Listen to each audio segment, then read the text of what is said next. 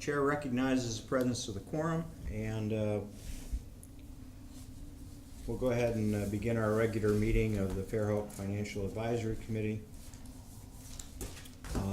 Approval, anybody need an agenda that doesn't have one? I've got extra copies. I'll just take one if you got one too. Yeah. Just in case.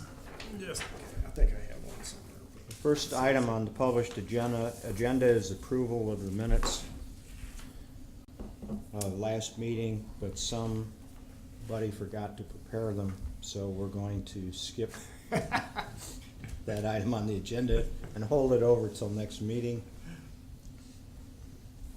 This has happened before, so whatever job this is. Who's supposed to be doing that? Yeah. All right. You need your help, your staff to help you. That's what I need, my staff. Status report on potential changes in police jurisdiction, so we'll turn this over to Will and Paige. Gentlemen, go ahead. Will, you want to start off? Yeah, with the limited numbers we can get because of there's no separation of revenues in part of what's received through the police jurisdiction from the police jurisdiction to the city limits. Mm-hmm. In court cost or fines, or we don't have all the numbers that's would qualify Mm-hmm.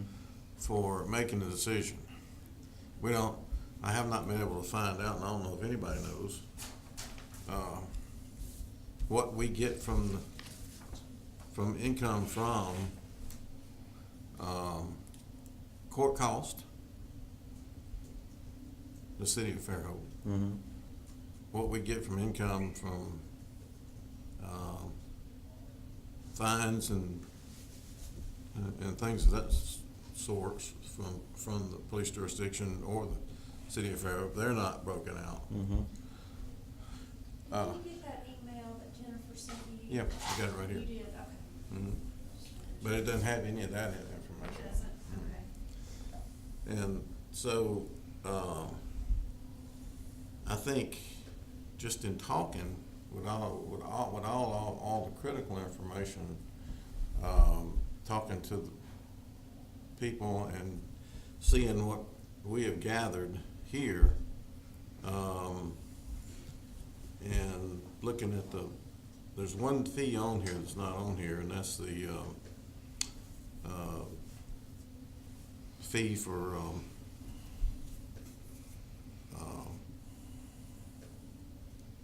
building permits, building permits, and it's about, from what I can gather, about $230,000 this year in the police jurisdiction. So you gotta, just based on these limited numbers, you got $1.5 million worth of revenue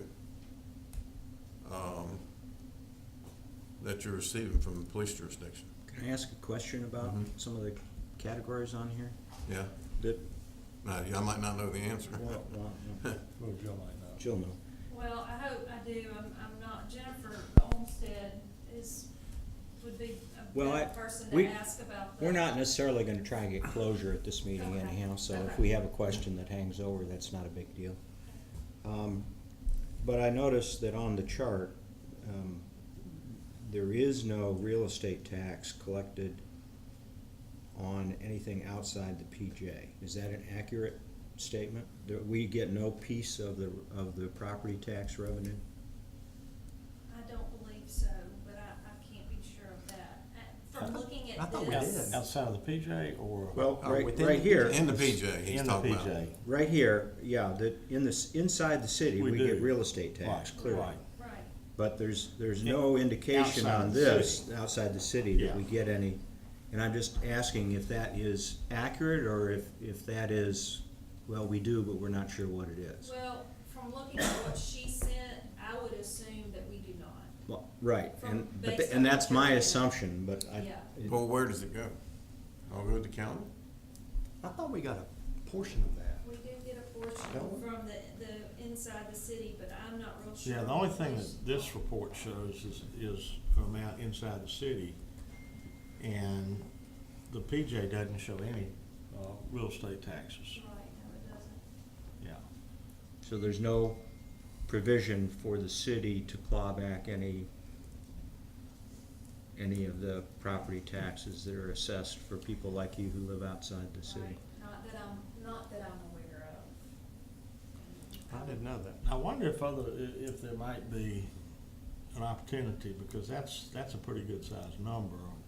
Oh, yeah, no I mean, question. look, Yeah. look at, Yeah. you look at how much of it is on the water too.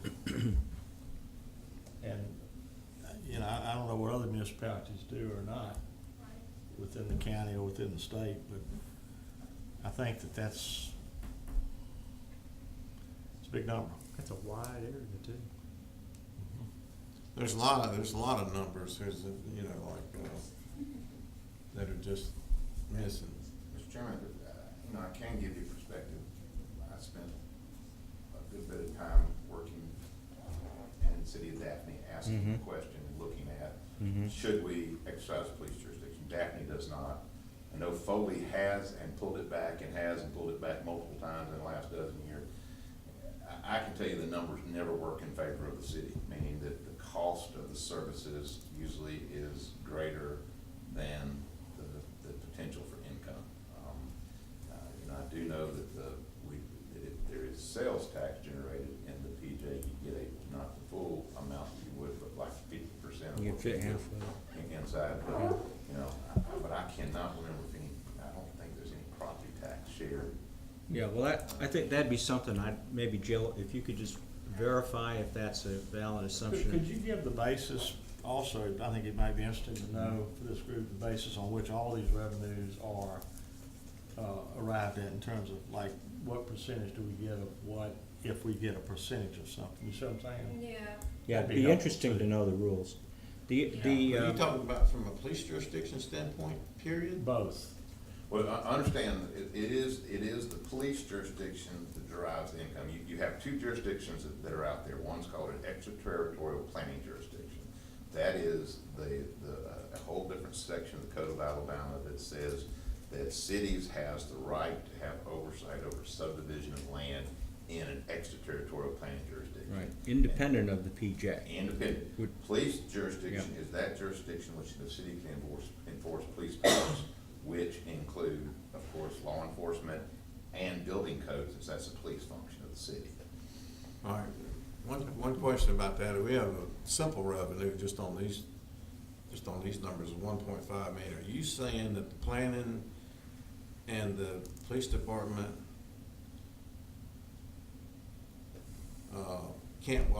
does not operate within that 1.5 or almost $2 million worth of revenue?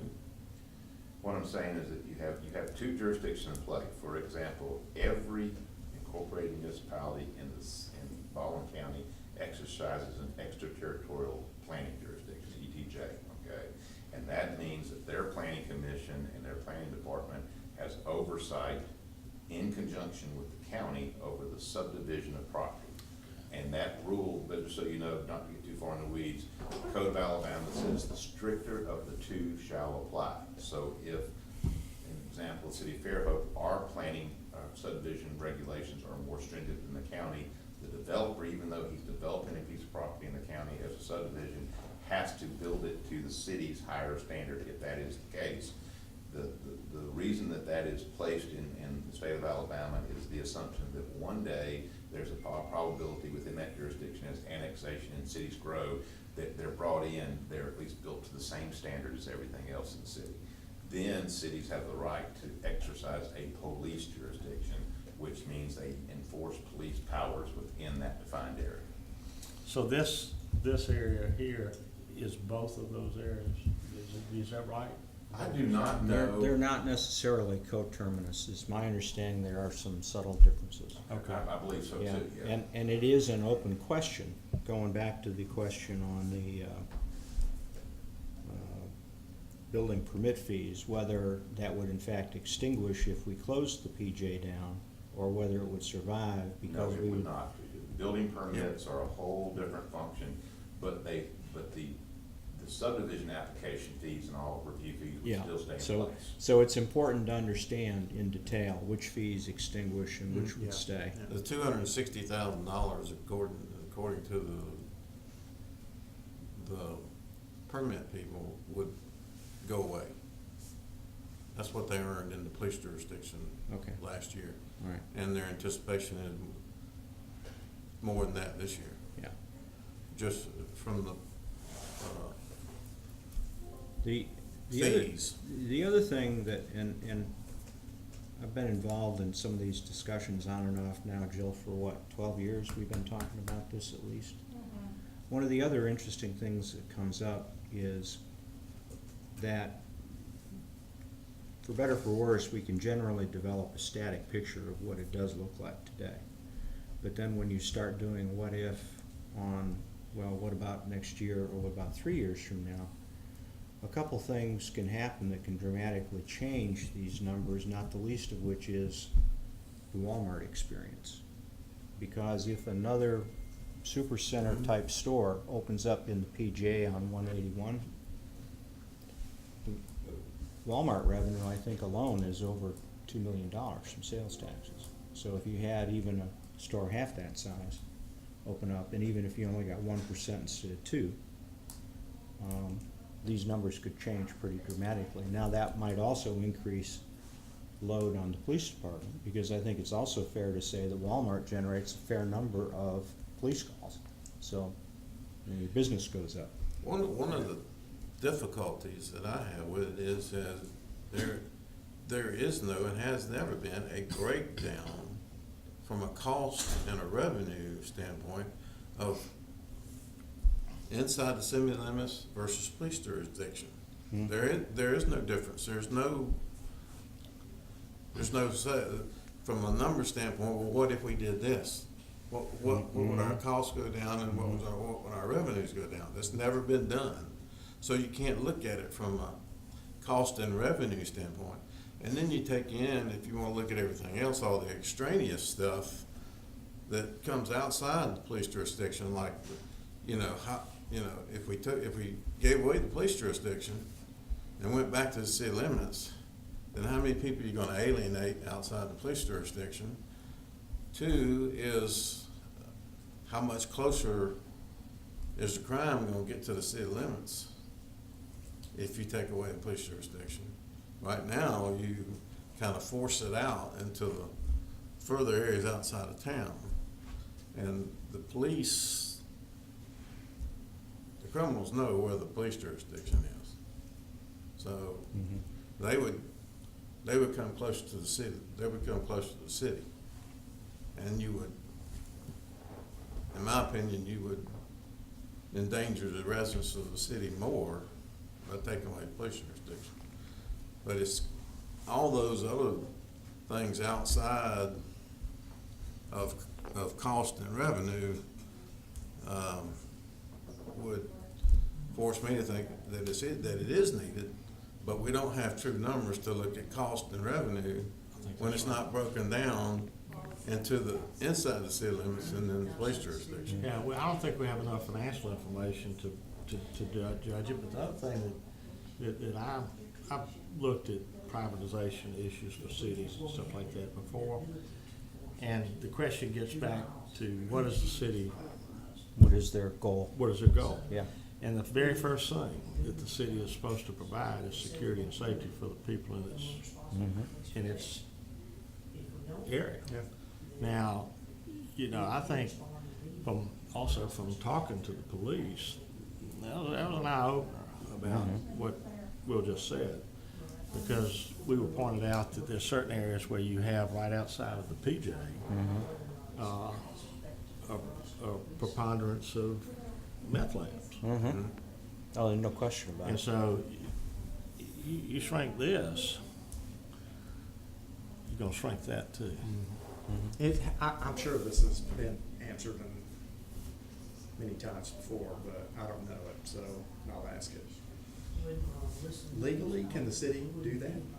I'm not a lawyer, but I mean, Can the I city know- do what? I've heard Can they different shrink it? things that the city, in some cases, depending on your size, you can't shrink the police jurisdiction. You can't take it back.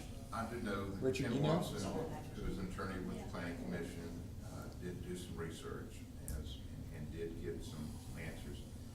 I think one of the things that the legislature did say that if you are going to claw back and cancel out or resize, there is a certain timeline that you must meet, meaning that you have to give notice of it and then have an effective date.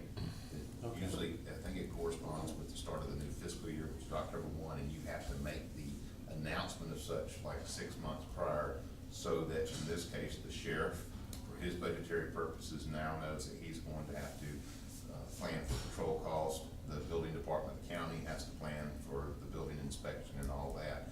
But yes, the answer is the city has the right to claw that back or eliminate it completely. And they don't have to go through the legislature. No. No, it's Okay. just they have Okay. to meet the burden of Just- the requirements of action and when that action becomes Okay. effective. All right, good, thank Well, you. you know, I think really without having, like Will says, financial numbers that you can look at, and even if you can look at them, I mean, there are a lot of things that, you know, have to be borne by the citizens in one form or fashion or another, and security is certainly one of them. I mean, you know, it's up there with, you know, it's probably at the top of the list. So what does the police department, what did they tell you when you talked about this? Would they be Well, I mean, in favor of it? Would John's they here be- talking. No, they're not in They're not in favor of it at Okay. all. And they Okay. said even further, they said, you know, look, if somebody gets in trouble out there, they're gonna respond because there's only a limited ability for people to do that. You know? One thing is you only have Is that right? Am I one county speaking sheriff. correct? Yes, sir. If the county were to call us, like they often do in Magnolia Springs or Marlowe area, if the county's out of pocket and ask us to respond, we're gonna do it because lives and property, public safety is first. Okay. I didn't know that. I didn't know we do. Well, so then you still have some bearable cost Right, just to be able to respond. yeah. And you know, No matter what. the other thing too is if, you know, I heard people say before, you know, there's two ways to in a commercial sense to make a profit. You can either increase your revenues or you can decrease your cost. But if you start decreasing your cost, you get to a point to where you're not effective. And the other point too is, I bet you there are a lot of people that are outside of the city limits that would likely voluntarily pay for some element of knowing that they're being protected. I mean, you know, and plus the other thing is I'm not so sure that there might be some potential revenue sources that we are getting within the city limits that might be available that Well, we that's, just, see, that's the avenue I'd rather go down, because Yeah. I'm like you. To me, having gotten familiar now with this area over the last 15 years, I like the idea that no matter where I am around where I frequent, that if I call for help, a Fairhope policeman's gonna show Yeah. up, and I take a lot of comfort in that. And, you know, if you're going out here, or you're going down to the vet down on 98, or wherever you're going, it's within what I call the friendly confines. And I do think there's a lot of truth in the earlier comment that the bad guys know where the limits are too. And they push a lot of it out, and that's okay with me. The farther out it goes, the better. And the other thing is, I really just don't believe that, you can do all the slide charts and stuff like that on proportions, but I don't think for a minute that if we reduced the PJ down to the city limits, that we'd actually take out $1.5 million of cost in the police department. I just don't think that's, I don't think I don't that's, know how you can. I don't think I that's don't know how real. you could do it. One of the things I would point out is also, I mean, look at these blue areas that are further out that Right. we are still responsible for. That's right. So, you know, and if we're responsible for, we're gonna patrol with a couple, you know, Mhm. each shift is gonna go through there, so, you know, so you're not extending patrol a whole lot beyond Yeah, these far blue areas, you know? That's a good So- point, good point. One thing that we looked at, and Jill and I looked at it, was a surprising number. We collected, what was it, like $56,000 in, Is it the, in fines, is it, I thought it was more than that. no, just in 1 month, Oh, yeah. in January. Right, that's right. But we don't have any clue as to how much of that money comes back to the city of Fairhope. Mm-hmm. Nobody knows, or, I don't say nobody knows, we Very- couldn't I get a mean, number. Very little, very little. Where does it go? We don't, The- we get very little in court cost, and the city of Fairhope provides the judge and the building. Well, I know if there's any revenue, it's usually put back into the correction fund, Okay. which is only spent on, you know, Is that a state fund? I believe so. Okay. John, do you know? What you about the corrections? The correction fund? No, it's our city fund. I believe that the majority of the court cost, the majority of the revenue brought in by the courts are divided between the jail and the magistrates, and it's pretty absorbed fairly quickly. But, you know, if, for instance, in a speeding ticket, which runs, I want to say it was about $181, out of $181, believe it or not, about $140 of that is actually court cost. And so then $40 goes to the state. Now, that's out of a speeding ticket, but then if you take, there's other charges that, it may be a $500 fine, but we still only get the $140 court cost, see what I'm Okay. saying? So, and we do sometimes have some lengthy stays in our jail, and Mhm. each, the prisoners cost us about $40 a day. Okay.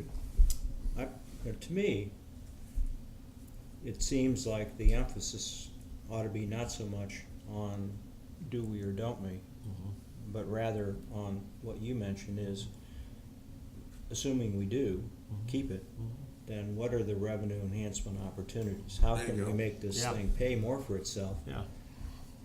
I think that's the smart thing. Richard? Just give you some insight. I'm the lucky one in this operation because Public Works is the only one that never, ever crosses the line. Right. So our everything is contained within the corporate limits, so I don't have a dog in this fight. But a couple observations. For example, I worked for Baldwin County for about 6 years back in the day.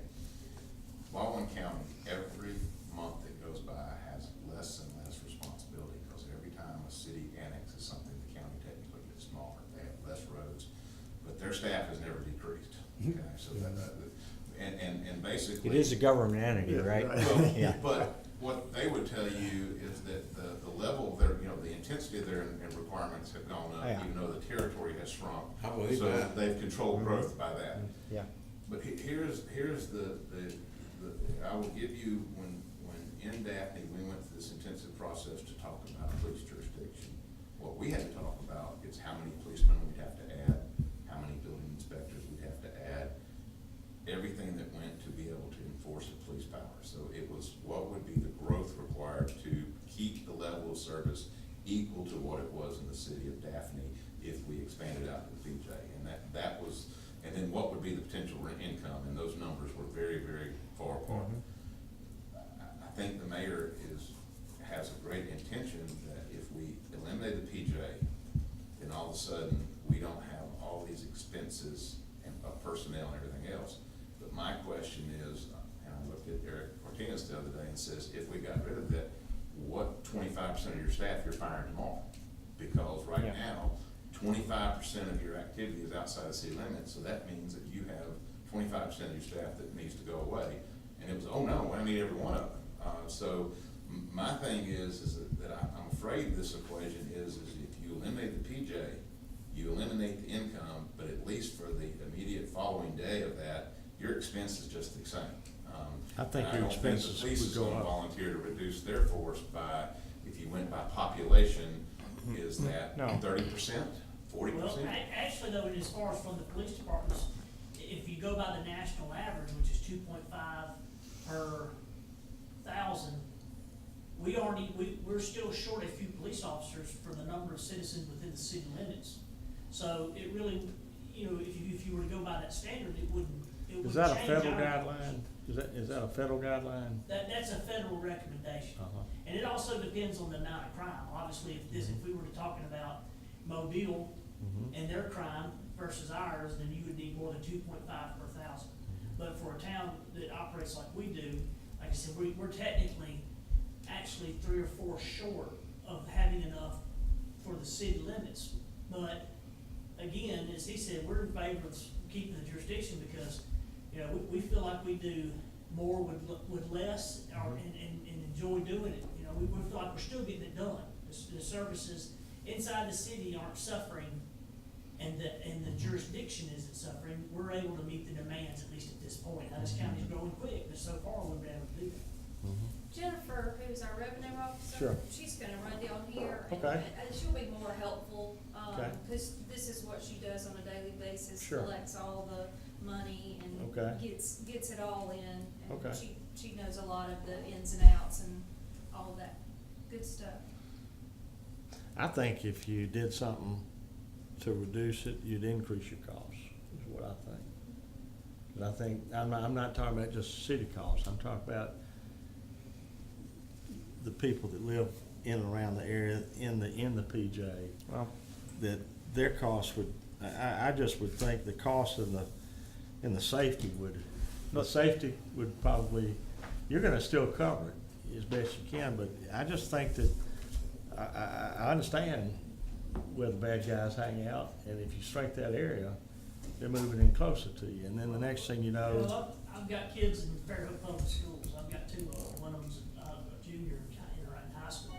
Right now, currently, all the kids that she goes to school with, I police their I police those kids. And if we pull back into the city limits, that I can't say that.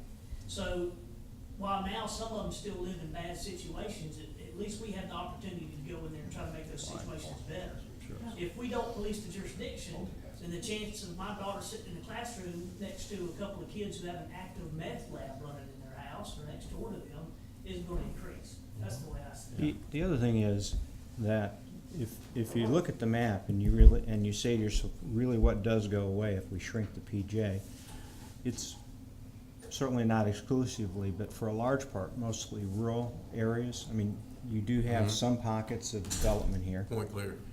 and Point Clear. And telling the good folks in Point Clear they're not gonna have, We got a lot of nice Fairhope. people in Point Clear that make a lot of nice donations. that's my Yeah. point. And So, contributions to the Yeah. city. I but, think but, that's what but you even call if you held Hospital and your, even if everything. you held your hand over that and waved it away. Yeah. This is largely rural, that doesn't mean you don't have calls, and the fact is, if you're gonna respond to a call out here, you've got a lot more miles on the car than one in town, but this is where the population's at, Yeah.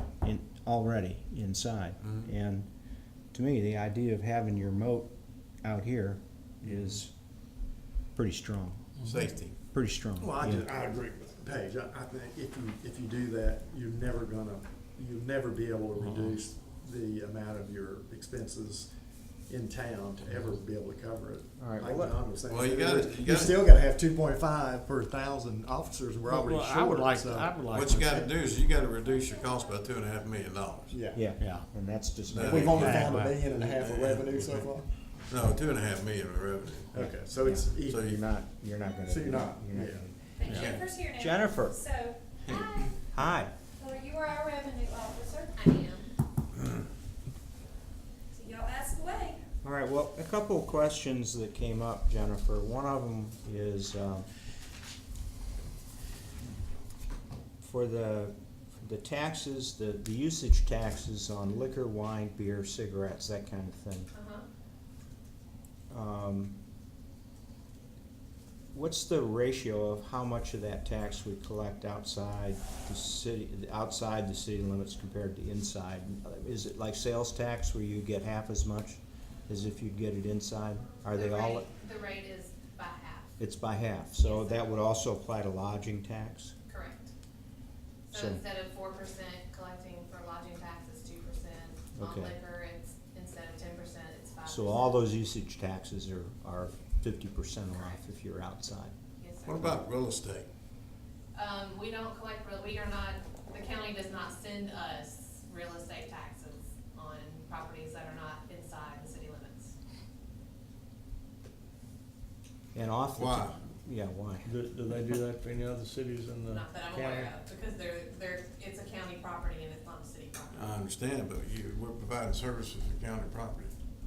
But we are, Yeah. but not anything that they.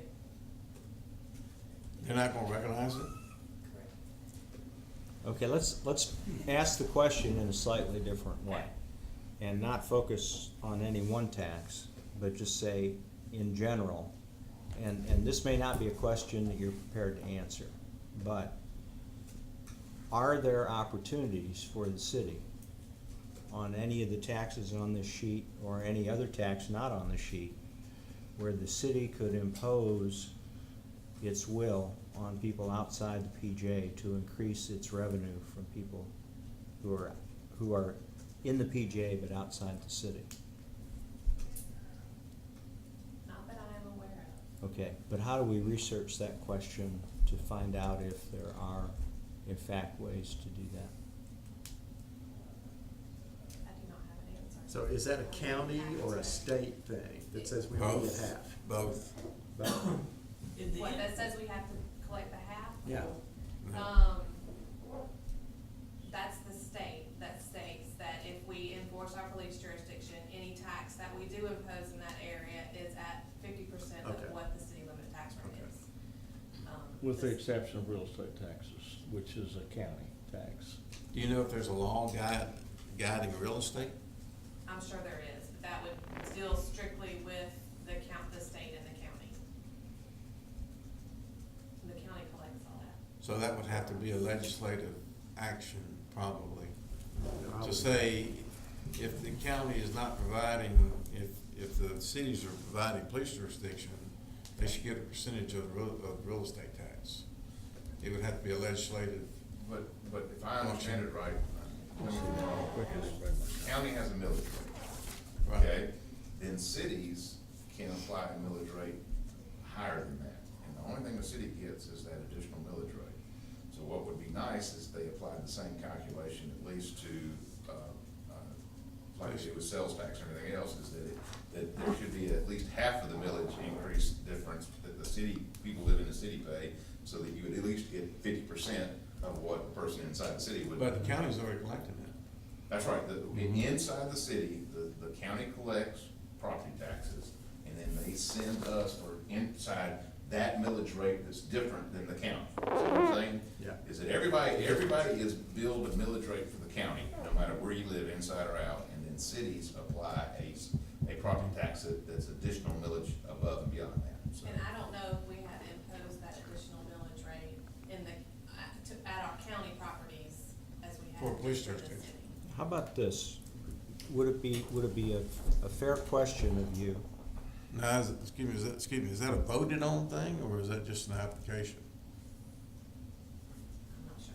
Okay. Would it be a fair question to ask you to be in touch with the League of Municipalities and say, hey, inside the police jurisdiction, these are the revenue categories we're collecting on. Are you, the league, aware of any other opportunities, revenue enhancements that might be available to us that may be in practice with other cities? It's always easiest just to mimic what somebody else is doing, Right. because then you don't have to plow new ground, so to speak.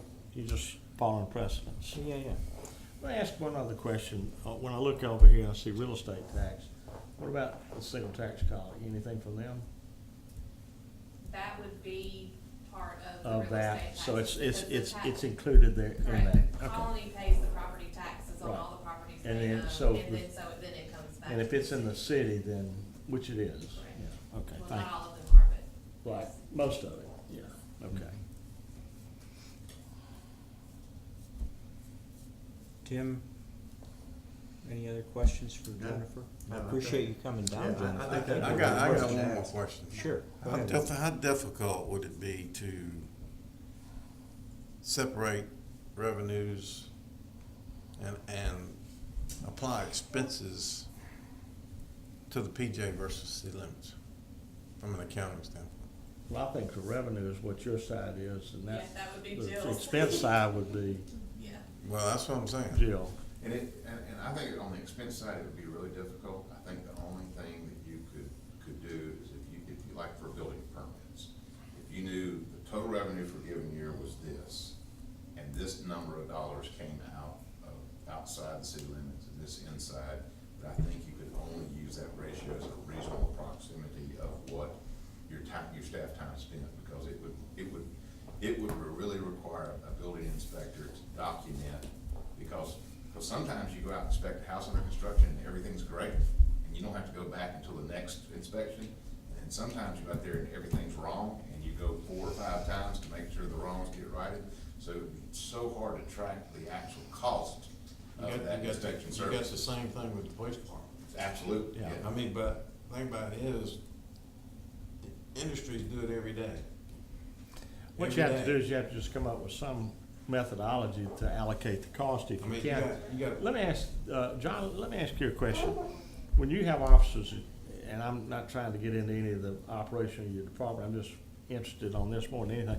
You got an officer that leaves the police station and let's say it goes out on patrol. Do they patrol, if they were gonna go out and patrol, like an area, including areas in and outside of the PJ? We don't have zones, if that's what you're asking. Okay. Which we could do. As it is now, everybody roams, Okay, and, so you go where you need it, is that what you're saying? yeah, we go where we need it, and the supervisor basically manages that himself. Okay, We don't want, we wouldn't have the whole police department, we wouldn't have too many officers out in Barnwell at the same time. right, You know, unless there was an accident or we something. generally let some, especially like on a midnight shift, if you're gonna ride down to Barnwell, you probably communicate that, hey, I'm fixing to ride down there to the Dollar General store, make a loop or whatever. Mhm. So, but, we do emphasize areas to patrol, what we would call close patrol. Mhm. And those change depending on how much crime's there, if there's lots of car burglars or whatever. Mhm. And then, I think it would be fair to say that the majority of our patrol is already concentrated on the city limits, because that's the most populated area. We make loops through the jurisdiction, and you have to, occasionally you'll drive up on a car that's wrecked, that's nobody called in, somebody that needs medical assistance, you find them in a ditch, it's late at night, no other cars drove by to find it. If you hadn't made that loop through the jurisdiction, you wouldn't have found it. Right, But we concentrate our patrol in the city limits. okay. So let's just do an estimate. If you had to guess, how much of the police, how much police time is spent inside the limits, the city limits, and how much police time is spent in the police jurisdiction on a yearly basis? Honestly, I'd say probably 70-30, something like that. So maybe 30% in the PJ It's and, 30%, and the majority of it honestly is proactive. The majority of that is us out there stopping cars and working dope and things like that. We do not get near as many calls in the jurisdiction as we do inside the city limits. Now, when I break it down statistically though, into reports, now I'm talking about, we don't do a report on every call we run, all right? If you broke it down in reports, it's about 40-60, 60 in the city, 40 in the jurisdiction. But again, when you break down how many, that 40% that we did in the jurisdiction, how many of those were proactive, it's about 20%. So it'd be fair to say that 80% of the reports we do in the city, well, some of those are gonna be proactive too in the city limits, but you get my point. yeah, There's still, most of what we do in the jurisdiction is from a proactive standpoint, not being responding to a call. okay. Well, if you look at those revenues, I just did a quick calculation of just the percentage. The revenue is about 8% in the PJ and about 92% in the city that you have here. If you just take the total and add that up and just take the percentage here and the percentage out there, if you want to look at any kind of numbers or anything.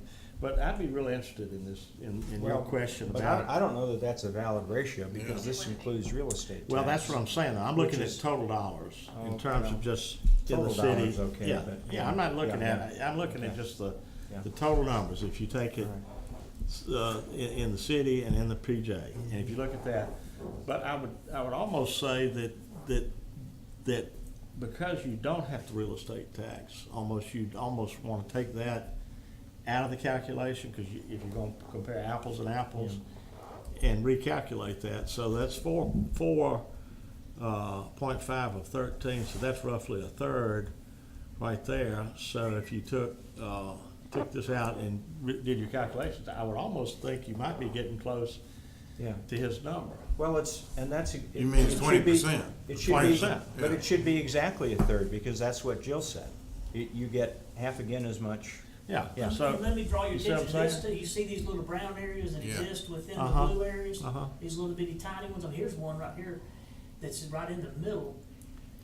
You know, we are still gonna spend an awful lot of time if we didn't police the jurisdiction. Now we're gonna spend more time determining whether or not we're in the jurisdiction of the city limits. Yeah. But right now, they call and we go, we handle it, and we're back in service. But right now, if I were to go out here, I'm gonna say, I mean, look right where these two meet.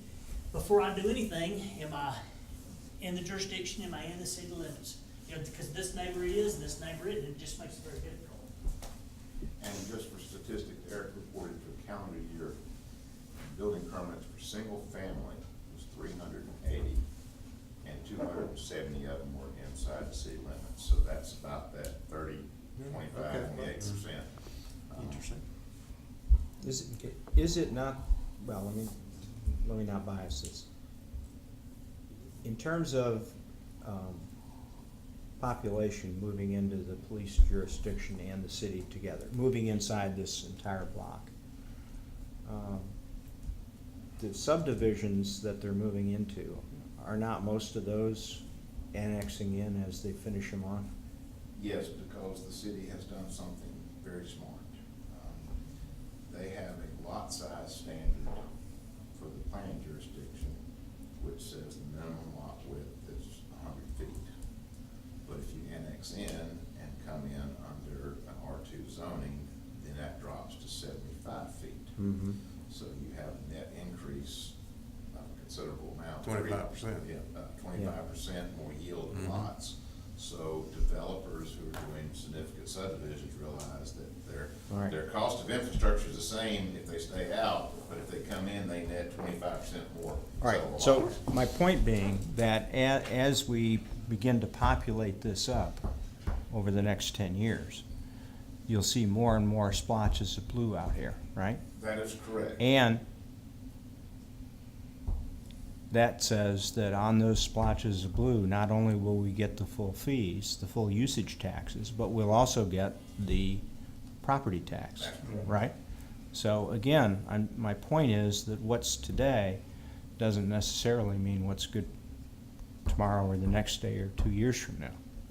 And I would concur, and I think the biggest frustration of mayors and city council is that annexation always favors those who are not in the corporate limits. We're very archaic in the state of Alabama Mhm. about how to annex property. And the biggest thing is you see very expensive homes in Point Clear that are benefiting from basically all the services the city has to offer. They're coming and using the library, they use the recreation facilities, the cultural facilities, but they're not full-fledged members because they're getting the milk for free without buying the cow. And there's no way to make them annex in, but again, with exercising the police jurisdiction, they're getting a whole bunch of perks. And the concept is, or at least the belief is the full-fledged citizens are carrying all the freight, and they're getting it at Well, a they significant discount, so. they are in the sense of the police coverage, but I would argue they probably don't have very many calls at those mega mansions they're I'm putting sure. in. And One other secondly, thing- it's a pretty blunt tool to nobody's gonna make a decision one way or another to annex based on the police jurisdiction in and of itself. And even if you change the PJ back to the city limits, you don't change the fire districts, Well, right? they may not make a large contribution to your real estate tax base because it's not collected yet, and maybe one day it will be, I don't know. If they're annexed in, that changes.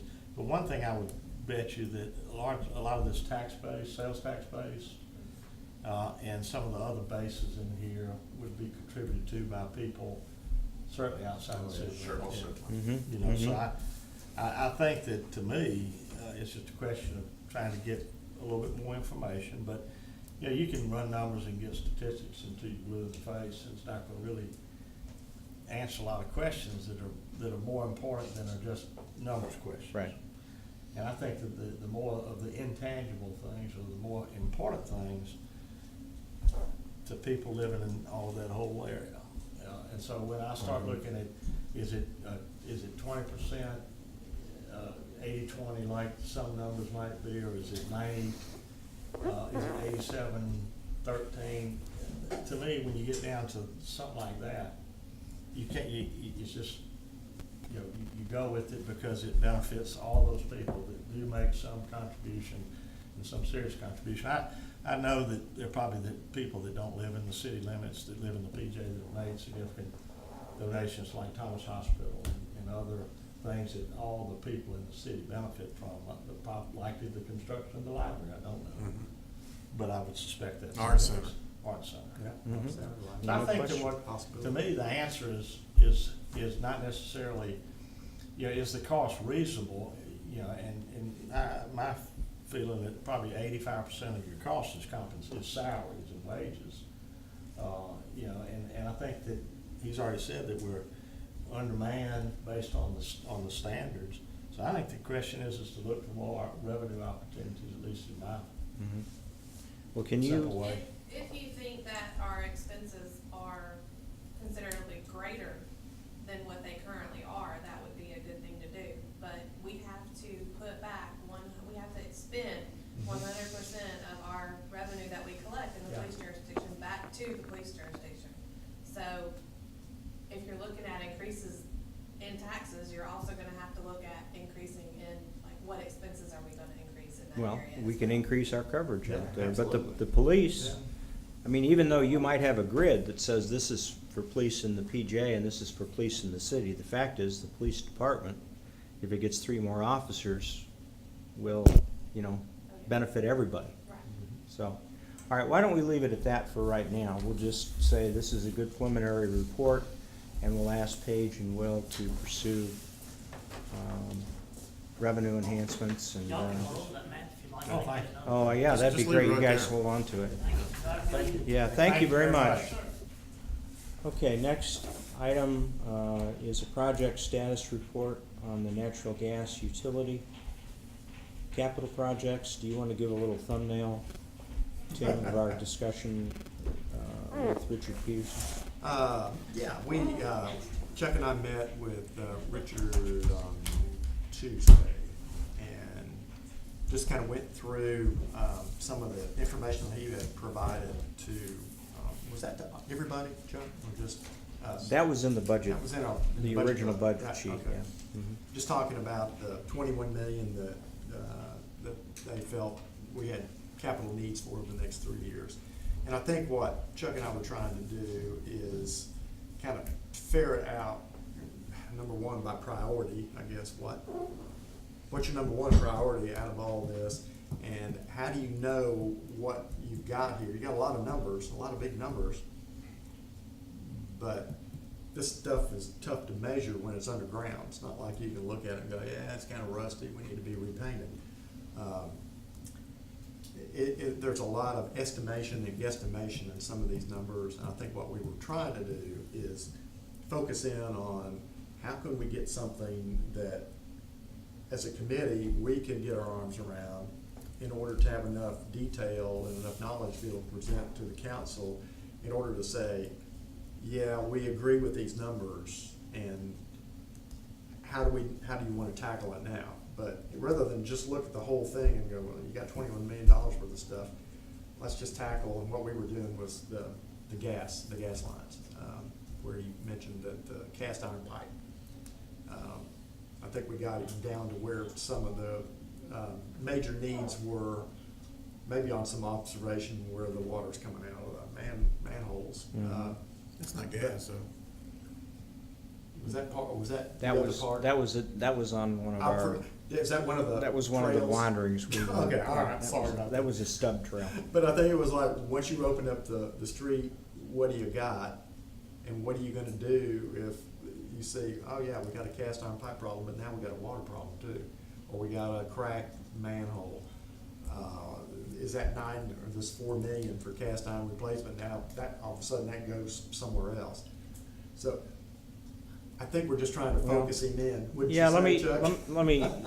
let me go from there. At least for purposes of analysis, not necessarily execution, but analysis, we thought it would be more bite-sized if we took the utilities one at a time. And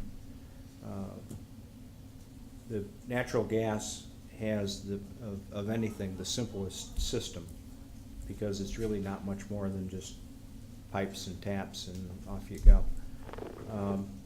You can think of the system conceptually as being the high pressure side and the low pressure distribution side. The high pressure side seems to be in pretty good shape. The lines run from north to south. We get our service up from up north, bring it down. And there are, one of the things Tim and I want to try to get established on all of these utilities is to make sure that we have everything in front of us. What we don't want to do is analyze something and say, okay, this is it, and we've decided we need this many millions to do this project, and this is how it would unfold, only to find out a year or two later, everybody goes, oops, we forgot to think about this. So certainly cast iron pipe is on the mind of everybody, because that's been noted nationally, locally, as something that has to be addressed, because over the long term, those cast iron pipes become dangerous because they corrode and they leak, and they have to be replaced. But the high pressure system, the high pressure lines coming in are in good shape physically, but the question is whether or not there's enough capacity on that high pressure system for what the future needs are. And you have to think about future needs in terms of increase in population residential, which is actually not big usage. Down here particularly, you may or may not have a gas-fired fireplace or two. You may or may not have a hot water heater that's gas-fired, but other than that, generally most people use the alternative systems for heating. But industrial usage within our service area is a potential. There are some industrial customers already, and they can consume gobs of natural gas depending on their processing. So there needs to be two different studies, one of which is a capacity study for the high pressure system, and the other is to look at the cast iron pipe situation. And what we want to try and do first of all, particularly on the low pressure side, the cast iron stuff, is look at it as if there were no other utilities under the streets. Just think about it in terms of the cast iron pipe and say, how do we determine how much of this really has to be replaced? How far back do we have to go? Because there's a school of thought that says that even steel pipes, if they've been once connected to cast iron pipes, are likely to increase corrosion and can't be reversed, and you may have to go down into every little nook and stub to replace them eventually. So that needs to be assessed. So those are two things to look at, and then the third is to fold back in the complication of the fact that the pipes don't run by themselves underneath the streets. They run together with electrical utilities, with sewer, with water, and every other darn thing that floats around down there. And so part of this has to be an appreciation of how much extra money is going to be involved in this project, just because there are a lot of other things we've got to dance around, for one, and for another is that I think what we're going to conclude is we're going to complete an analysis that says, well, these are the things that need to be done, and this is about how much it's going to cost, but then probably stop without actually doing anything other than maybe on the high pressure side. Because until we also analyze and find out how much literally do we want to do on sewer on those particular streets and on water on those particular streets, electric utilities on those particular streets. We really don't want to peel away the street and work on only one thing. We want to be prepared to know that we're going to do this and this and this. And some of those streets, Fells is one of them, Church is another. You have everything underneath there and some very major lines. I think Richard was making the point that Church in particular has a whole variety of things going on there underneath the street. One of the main drain lines into the sewer plant goes underneath Church.